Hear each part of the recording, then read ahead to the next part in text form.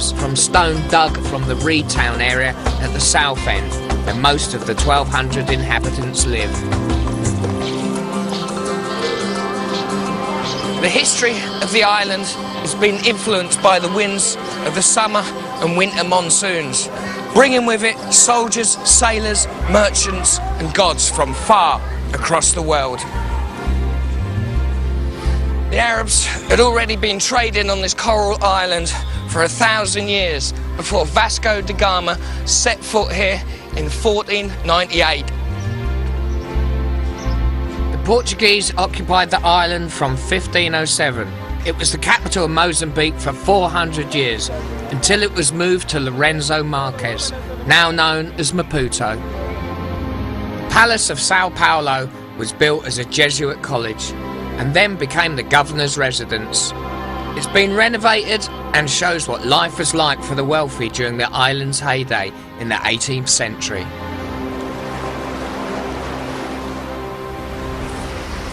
This is the fort of São Sebastião. It is the oldest complete fort still standing in sub-Saharan Africa. Its 400 cannon protected Portuguese interest in gold, ivory and slavery.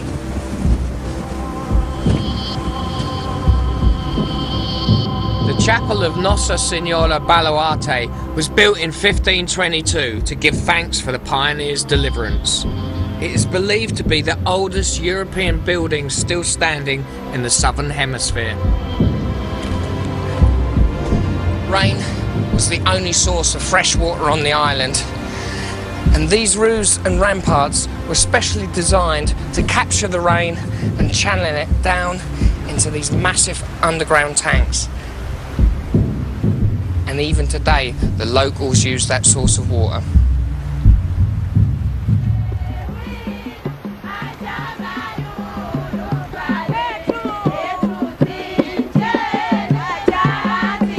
The earliest inhabitants of the island, the Makua people. They try to keep alive their ancient tribal traditions, many of which are influenced by early Arab traders. This is the Tufo dance.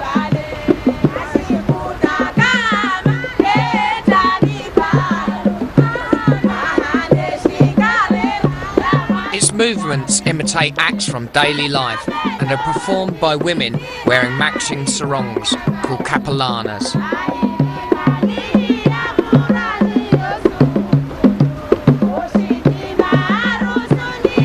The whitened face is a decoration made from a paste of ground imbuti tree, which is unique to this part of Mozambique.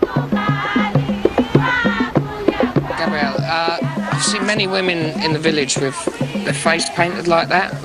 Why do they put that on their face? Yeah, many girls and women, even sometimes little girls, they do. It's called musiro. That's the name of this mask, musiro, in Makua language. They usually use as a beauty mask. You say a beauty mask. Is it like good for the skin, or is it a traditional? It's both. It's traditional from Makua women, but as well it's very good to have a nice skin later. Right. And that's just said that as well they use like a medicine. It's famous here in the north, not in the south. When you see a postcard with a woman like that, they are from Ilha or Nampula. Final leg of my journey takes me to Mozambique's least explored region, Cabo Delgado, and the remote village of Mueda. You won't find many travellers up here.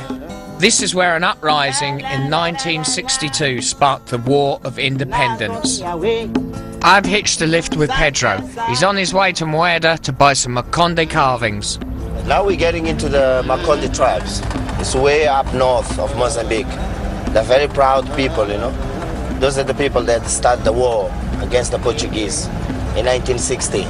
They started a fight here, fighting for liberation. So everything started, you can see, this platoon. During the Civil War, there was no ways of reaching these points. You couldn't drive in the streets, you know. It's been war since 1960. We've been through war, you know. You can see the land, how it looks like, the roads are bad. It's all a result of war. You can see old buildings along the road. So it's because of war, because we never have peace.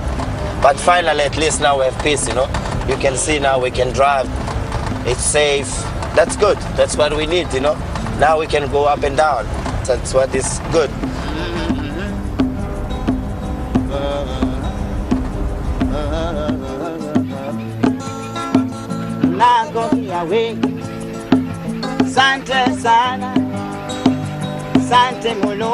Here in Mweda is a memorial to the Makonde people, who after a massacre of 600 farmers by the Portuguese in 1960 decided it was time to break free of their shackles. The Makonde have become well famous for their ebony or pingo wood carvings, which depict their tribal history.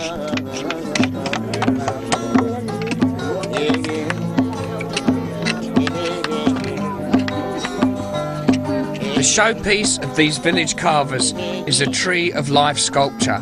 It blends traditional images of ancestor worship, mythical creatures and contemporary history to reflect a tribal past whose beliefs inspire and support the future.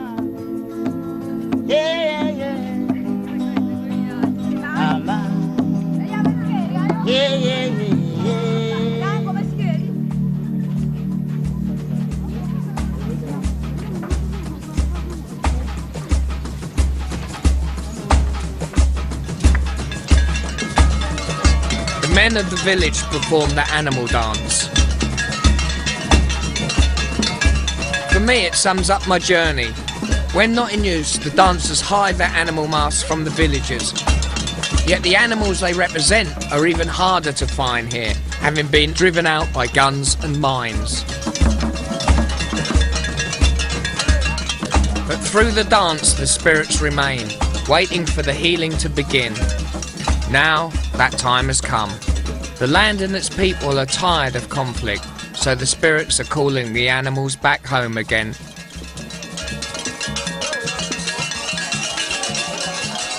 For me, even the word Mozambique conjures up such fantastic images of like history and adventure. And I must admit, I was a little bit apprehensive coming to a country with such a troubled recent past. And at times, travelling has been difficult. But what's made it really worthwhile, apart from the incredible landscape, is like the bravery and generosity of people that are struggling so hard under the shadow of war to come out to a brighter future. And look at it, it's getting brighter. In fact, Mozambique is magic.